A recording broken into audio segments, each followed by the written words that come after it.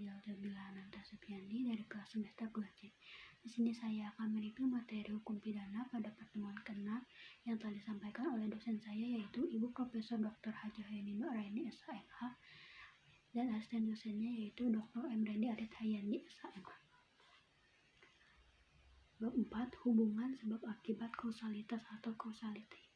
Tujuan dari ajaran sebab akibat: 1. Untuk menentukan hubungan antara sebab akibat. Yang kedua, untuk menentukan pertanggungjawaban seseorang atas suatu akibat tertentu yang berupa suatu tindak pidana. Ajaran kausalitas merupakan unsur objektif dari tindak pidana karena terdapat dari luar diri pelaku. Dalam rumusan delik ditentukan adanya unsur akibat dari suatu perbuatan, maka untuk menentukan unsur perbuatan yang menimbulkan akibat itu dipergunakan ajaran sebab akibat.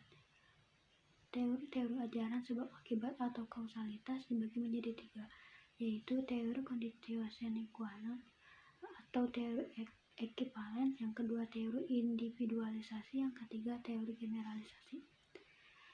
Teori ekivalen berasal dari penulis Jerman. Setiap syarat adalah sebab dan semua syarat mempunyai nilai sama, karena apabila satu syarat tidak ada, maka akibatnya akan lain. Baik syarat positif maupun syarat negatif sama-sama sebagai penyebab timbul akibat, sehingga jika salah satu syarat tidak terpenuhi, maka akibat konkretnya lain pula. Yang kedua, teori individualisasi. Teori individualisasi adanya batasan antara syarat dengan sebab secara pandangan khusus mengindividualisasi, yaitu secara konkret mengenai perkara tertentu saja dengan mengambil pendapat sesudah kejadian, atau post factum atau in concreto. Dalam menentukan akibat dari sebab dilihat dari rangkaian syarat itu dilihat sendiri-sendiri. Teori penganut teori individualisasi adalah dibagi menjadi 2, yaitu Biermeier dan Binding. Jadi teori generalisasi. Teori generalisasi adalah teori yang melihat peristiwa sebelum kejadian atau ante factum atau in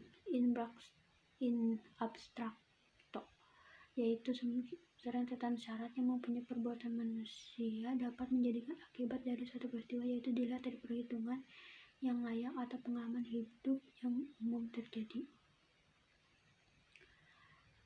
Menurut teori ini harus dicari sebab yang sama adekuat untuk mendapat menimbulkan akibat. Oleh karena itu teori ini disebut teori adekuat. Ukuran dari teori ini adalah keadaan atau kebiasaan sehari dari kejadian yang muncul. Untuk diperlakukan ukuran yang didasarkan pada satu penentuan subjektif dan penentuan objektif. Tinjauan terhadap kausalitas. Dari teori-teori kausalitas yang dianggap paling mendekati kebenarannya adalah teori adekuat atau kausalitas. Tetapi untuk menggunakan teori ini perlu mendapatkan penambahan, yaitu adanya unsur kesalahan dari pelaku dalam menentukan perbuatan atau kegiatannya. Oleh karena itu teori dan proses ini dianggap sesuai dengan jiwa hukum pidana, yaitu dapat melindungi kepentingan hukum terhadap perbuatan yang hendak memperkosanya. Sekian dari saya. Wassalamualaikum warahmatullahi wabarakatuh.